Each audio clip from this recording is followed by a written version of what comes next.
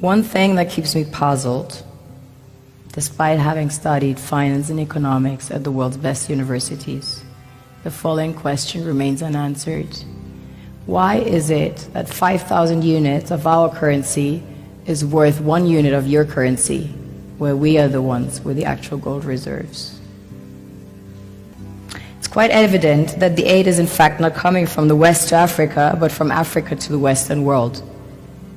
The Western world depends on Africa in every possible way, since alternative resources are scarce out here. So how does the West ensure that the free aid keeps coming?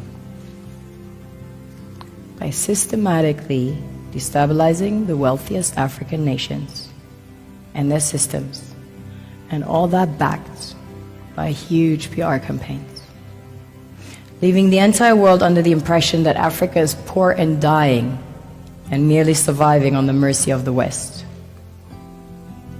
Well done, Oxfam, UNICEF, Red Cross, Life Aid, and all the other organizations that continuously run multi-million-dollar advertisement campaigns depicting charity porn to sustain that image of Africa globally. Ad campaigns paid for by innocent people under the impression to help with their donations.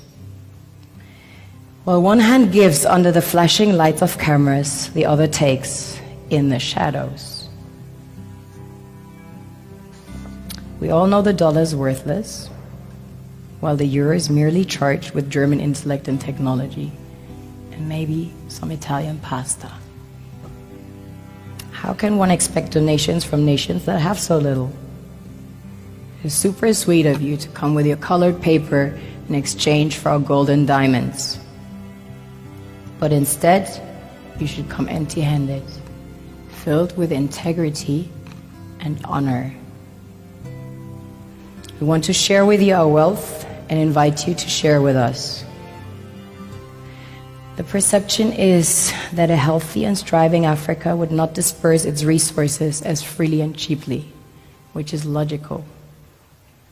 Of course, it would instead sell its resources at world market prices, which in turn would destabilize and weaken Western economies, established on the post-colonial free meal system. Last year, the IMF reports that 6 out of 10 of the world's fastest growing economies are in Africa, measured by their GDP growth. The French Treasury, for example, is receiving about $500 billion year in, year out, foreign exchange reserves from African countries based on colonial debt they forced them to pay.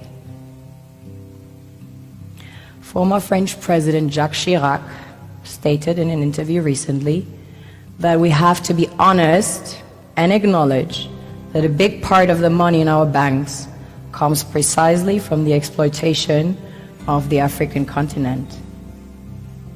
In 2008, he stated that without Africa, France will slide down in the rank of a third world power. This is what happens in the human world, the world we have created. Have you ever wondered how things work in nature? One would assume that in evolution the fittest survives. However, in nature, any species that is overhunting, overexploiting the resources they depend on as nourishment, natural selection would sooner or later take the predator out, because it offsets the balance.